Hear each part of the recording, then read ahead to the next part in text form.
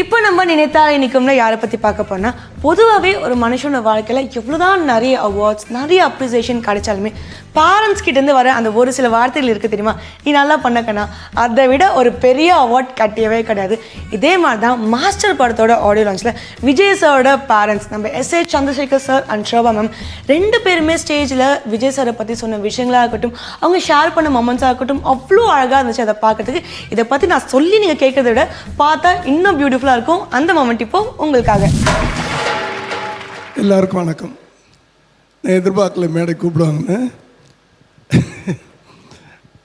சந்தோஷமாக இருக்குது. இந்த அழகான ஒரு விழா, இந்த விழாவில் இந்த மேடையில் என்னை நிற்க வச்சிருக்கிற என் தேவன், என் தந்தை, என் பிதா, எனக்கு எதுவும் பேச வரலைங்க. நான் சந்தோஷமாக இருக்கிறேன். இல்லை, ஃபேமிலி தான் உட்கார்ந்துருக்குறாங்க. பின்னாடி உட்கார்ந்துருக்கிறவங்க என்னுடைய ஃபேமிலி தான், என்னுடைய உறவுகள்.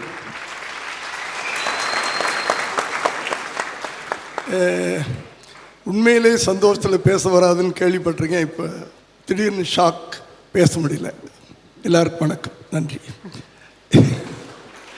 ரொம்ப ஸ்வீட்டாக சொல்லியிருக்கீங்க சார். சார், இப்போது மாஸ்டருக்கே மாஸ்டர் அப்படின்னு எல்லாருக்குமே தெரியுமா? ஆனால் நீங்கள் ஃப்யூச்சரை ப்ரெடிக்ட் பண்ணியிருக்கீங்க, அது உங்களுக்கு தெரியுமா? திரையில் மட்டும் நீங்கள் பாருங்களேன், உங்களுக்காக ஒரு படம் இருக்குது. அப்போவே இந்த டைட்டில் நீங்கள் எங்கள் தளபதிக்கு கொடுத்துருக்கீங்க. இன்னைக்கு நாங்கள் ஒரு மாஸ்டராக பார்க்குறோம், நீங்கள் அப்பவே சொல்லிட்டீங்க. அது எல்லாருக்கும் கிடைக்காதுங்க. அது திரும்பி திரும்பி சொல்கிறது என்னுடைய இறைவனுக்கு தான் நான் இங்கே நன்றி சொல்லிக்கிறேன் நான். ஏன்னா எல்லாருமே உழைக்கிறவங்க எல்லாருக்கும் கடவுள் உயர்த்திடுறதில்லை. அவரும் செலக்ட் பண்ணி தான் இது பண்ணுறாரு. உண்மையாக உழைக்கணும், கடுமையாக உழைக்கணும். அது என் வாழ்க்கையில் நான் கற்றுக்கிட்டது. அவர் அதை ப்ராக்டிக்கலாக பண்ணிக்கிட்டு இருக்கிறாரு என் பிள்ளை. அவ்வளோதான் நான் சொல்லுவேன். உழைப்பு தான், வேறு எதுவுமே கிடையாது. எனக்கு என்னை எடுத்துக்கிட்டிங்கன்னா தமிழே சரியாக தெரியாது. ஆனால் ஹிந்தி, தெலுங்கு, கன்னடம், தமிழ் இத்தனை மொழியிலையும் நான் பெரிய நடிகர்லாம் வைத்து படம் பண்ணியிருக்கிறேன். அது காரணம் என்னுடைய உழைப்பு தான், வேறு ஒன்றுமே கிடையாது. டேலண்ட்லாம் ஒன்றும் கிடையாது எனக்கு. நடிப்பு அப்பா கிட்டேருந்து வந்திருக்கோம், பாட்டு தளபதி கண்டிப்பாக உங்ககிட்ட இருந்து தான் வந்திருக்கும்னு எல்லாருக்கும் தெரியும். எங்கள் தளபதி பாடினதில் உங்களுக்கு பிடிச்ச பாட்டுனா எந்த பாட்டுமா சொல்லுவீங்க? மாஸ்டரில் பாடின அந்த இங்கிலீஷ் சாங் குட்டி ஸ்டோரி. சூப்பர், குட்டி ஸ்டோரி. ஆனால் நாங்கள் உங்களுக்கு கால் பண்ணுறப்போ ஒரு பாட்டு உங்களோட காலர் டியூனாக வருமா, அந்த பாட்டு ரொம்ப பிடிக்கும்னு சொல்லுவீங்க. ஆமாம், அது அந்த பாட்டும் ரொம்ப பிடிக்கும். அது என்ன பாட்டுன்னு எங்களுக்காக? அது காதலுக்கு மரியாதை. ரெண்டு பேருமே சேர்ந்து பாடின பாட்டு இல்லையா? இல்லை, விஜய் மட்டும் பாடின பாட்டு, ஓ பேபி பேபி. ஓகே, சரி, எப்பவுமே அந்த பாட்டு பிடிக்கும். இப்போ தளபதியோட வாய்ஸ்ல குட்டி ஸ்டோரி ரொம்ப பிடிச்சிருக்கு. குட்டி ஸ்டோரி ரொம்ப ஸ்டைலாக பாடியிருக்காரு. ஆமாம், தளபதி உங்ககிட்ட மா எனக்கு இந்த பாட்டு ரொம்ப பிடிச்சிருக்கு, நீங்கள் பாடின பாட்டு பாடுமா அப்படின்னு செல்லமா கேட்குற பாட்டு எப்போ எது? அது பிகினிங் டேஸில் நானும் விஜயும் பாடியிருக்கோம். அப்புறம் இவங்க மூவிஸ்லலாம் பாட வச்சுருக்காங்க. விஜய்க்கு எல்லாம் என்னோடய சாங் சீதாவில் ஒரு சாங் விஜய்க்கு ரொம்ப பிடிக்கும். கௌதமி மேடத்துக்கு ஒரு சாங் பாடியிருப்பேன், அந்த சாங் விஜய்க்கு அந்த பீரியடில் ரொம்ப பிடிக்கும். இந்த மேடையில் நம்ம மாஸ்டர் கிட்ட உங்கள் மகன்கிட்ட என்ன சொல்ல ஆசைப்படுறீங்க, என்ன கேட்குறீங்க ஒரு அம்மாவா?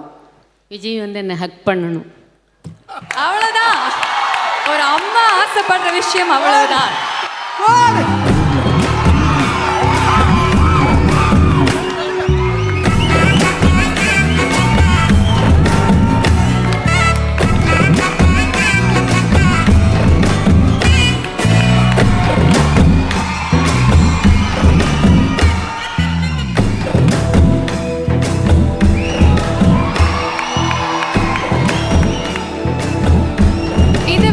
சக்தி வாய்ந்த தருணம் இருக்கவே முடியாது. தேங்க்யூண்ணா, தேங்க்யூ வெரி வெரி மச் நீ வந்ததுக்கு. Thank you sir, thank you Shoba ma'am. பா, என் கண்ணே பற்றும் போல இருக்கு. அவ்வளோ அழகாக இருந்துச்சு அந்த மொமெண்ட். என்னதான் வெளியில் பேர், புகழ், பணம் எவ்வளோ இருந்தாலுமே பேரண்ட்ஸ் பக்கத்தில் நிற்கும் போது அவ்வளோ குழந்தையாக மாறிடுவோம் நம்ம. அதே மாதிரி தான் விஜய் சாரும் அவங்க பேரண்ட்ஸும் அந்த ஸ்டேஜில் பார்க்கும்போது அவ்வளோ பியூட்டிஃபுல்லாக இருந்துச்சு. இப்போ நம்ம நினைத்தாலே நிற்கும்ல யாரை பற்றி பார்க்க போனால், இந்த பாடலை பாடியவர் உங்கள் விஜய். இந்த லைனை பார்க்காத 90s கிட்ஸ் யாருமே இருக்க மாட்டாங்க. விஜய் சார் என்னதான் ஒரு அமேசிங்கான ஆக்டராக இருந்தாலும் is also a very beautiful singer. அவர் வாய்ஸு ரொம்ப யூனிக்காகவும் இருக்கும், ரொம்ப டிஃப்ரெண்ட்டாகவும் இருக்கும். விக்கில் படத்தில் நம்ம ஏஆர் ரஹ்மான் சார் தான் மியூசிக் கம்போஸ் பண்ணுறாருன்னு தெரிஞ்சோடனே ஆடியன்ஸுக்கெலாம் பயங்கர சந்தோஷமாயிடுச்சு. அதை விட ஏஆர் ரஹ்மான்ஸோட காம்போசிஷனில் நம்ம விஜய் சார் பாடுறாருன்னு தெரிஞ்ச உடனே எக்ஸைட்மெண்ட் டபுள் த மடங்காயிடுச்சு. ஃபேன்ஸ் என்னதான் பயங்கர எக்ஸைட்டடாக இருந்தாலும் விஜய் சார் என்னடா நம்ம ஏஆர் ரஹ்மான் சாரோட காம்போசிஷனில் பாட போகிறோமான்ற மாதிரி ஒரு மாதிரி பயந்துட்டே தான் இருந்தார். ஏன் அப்படி ஒரு ஃபீல் பண்ணாருன்றது ரொம்பவே அழகாக பிகில் படத்தோட ஆடியோ லான்ச்சில் சொல்லியிருப்பார். அது மட்டுமே இல்லாமல் ஏஆர் ரஹ்மான் சாரோட ஒர்க் பண்ண எக்ஸ்பீரியன்ஸாக இருக்கட்டும், அந்த படத்தில் இருந்து ரொம்ப பியூட்டிஃபுல்லான விஷயங்களாக இருக்கட்டும், அந்த மொமெண்ட் இப்போ உங்களுக்காக.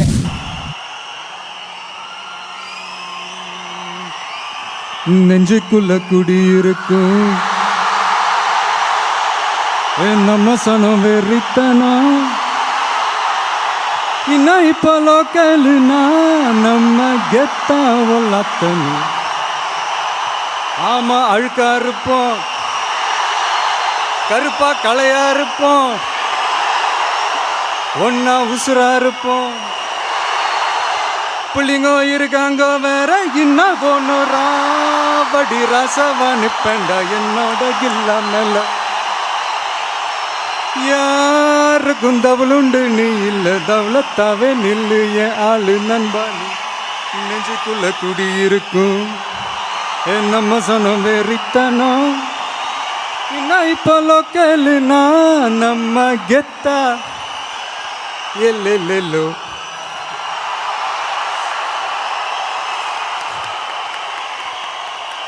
And yes, the hero of this event, Rahman sir. சும்மாவே ஒரு பாட்டு வெறித்தனமாக இருக்கும். இதில் வெறித்தனம்னு ஒரு பாட்டை போட்டு அது நான் பாடின அந்த ஒரு செஷன் இருக்கு. நான் ஒரு நாள் என்ன பண்ணேன், அப்படியே தைரியத்தெல்லாம் வர வச்சுக்கிட்டு அப்படியே சரி ப்ராக்டிஸ்லாம் பண்ணிட்டு சரி இன்றைக்கி போய் ட்ரை பண்ணலாம்ப்பா அப்படின்ட்டு ஸ்டுடியோ போனேன். போனவொடனே கேட்டேன், சார் எங்கே அப்படின்னு. சார் மும்பையில் இருக்கார். அப்பாடா அவர் அங்கேயே இருக்கட்டும் சரின்ட்டு நான் அவருடைய டீம் எல்லாம் இருந்தாங்க, லைக் கார்த்திக், சுரேஷ், விவேக், அட்லி எல்லாம் இருந்தாங்க. நான் பாடிட்டு அவங்ககிட்ட சொன்னேன், அப்பா ஒன்றும் பிரச்சனை இல்லை, நல்லா இல்லைனா மாற்றிருங்க, நமக்கு தானே தெரிய போகுது, நமக்கு பாட்டு தான் நல்லா வரணும் அப்படின்னு சொல்லிட்டு வந்துட்டேன்.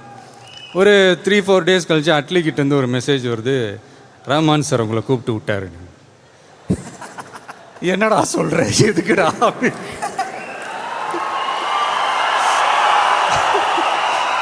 ஆனால் அட்லி வந்து நம்மளை அப்படியே என்கரேஜ் பண்ணி கூப்பிட்டு போகிறாரு. அண்ணா வாங்கண்ணே, அண்ணா போகலாண்ணா, அண்ணா வாங்கண்ணே, நம்ம தானே அண்ணா பார்த்துக்கலாம் அப்படின்ட்டு அங்கே போனால் அங்கே ரஹ்மான் சார் இருந்தார். இருந்துட்டு வாங்க பாட்டு கேட்டால் நல்லா பாடி இருக்கிறீங்க, ஆரம்பிக்கலாமா அப்படின்னாரு. எனக்கு ஒன்றுமே புரியல, நல்லா தானே பாடியிருக்கேன்னு சொன்னார். திருப்பி ஆரம்பிக்கலாமான்னு கேட்குறாரு. நான் கேட்டேன், சார் மறுபடியும் முதல்ல இருந்தா சார் அப்படின்னு. இல்லை ஒரு 2-3 லைன் கொஞ்சம் வேறு மாதிரி ட்ரை பண்ணலாம் அப்படின்னு சொல்லிட்டு அதே மாதிரி அந்த ஹெட்ஃபோன்ஸ்லாம் போட்டுட்டு கண்ணாடிக்கு அந்த பக்கம் நான், கண்ணாடிக்கு இந்த பக்கம் ரஹ்மான் சார். அவர் 2-3 லைன்லாம் பாடிலாம் காமிச்சார். அதெல்லாம் செம்ம ஃபீல். அது ஒன்று லைக் இந்த லைன் வரும்ல, லைக் கருப்பா கலையா இருப்போம் அப்படிலாம் பாடி காமிச்சார். எனக்கு அப்படியே ஏசி ரூமில் வேர்க்க ஆரம்பிச்சிருச்சு. நான் அந்த கண்ணாடி வழியா இல்லை சார், சார் நமக்கு இதெல்லாம் வராது சார். இல்லை அவர் வந்து இல்லை நீங்கள் ட்ரை பண்ணுங்கள் நல்லா வரும் அப்படின்னு சொல்லி அந்த ஒரு ரெக்கார்டிங் செஷனுங்க லைஃப் டைமில் சான்ஸே இல்லைங்க. Thank you sir, thank you for this life time opportunity. Yeah என்ன அழகு, எத்தனை அழகு. அவர் பேசுறதை கேட்கும்போது அவ்வளோ அழகாக இருக்குது. விஜய் சாரோட படங்களுக்கு ஃபேன்ஸ்லாம் எவ்வளோ இருக்காங்களோ அதுக்கு ஈக்குவலாக அவரோட ஆடியோ லான்ச்சஸில் அவர் கொடுக்குற ஸ்பீச்சஸ்க்குமே இருக்காங்க. ஏன்னா அவ்வளோ க்யூட்டாக பேசுறது. என்னெல்லாம் விட்டிங்கன்னா நான் நாள் ஃபுல்லாக உட்காந்து அவர் பேசுகிறத கேட்டுகிட்டே இருப்பேன். எஸ், இன்றைக்கி நினைத்தால் இன்றைக்குள்ள நிறையவே இன்ட்ரெஸ்டிங்கான விஷயங்கள்லாம் கேட்டு ரசிச்சிருப்பீங்க. இதே மாதிரி இன்னொரு நினைத்தால் இன்றைக்கும் ஷோலையும் பியூட்டிஃபுல்லான விஷயங்களோட உங்களை வந்து சந்திக்கிறேன்.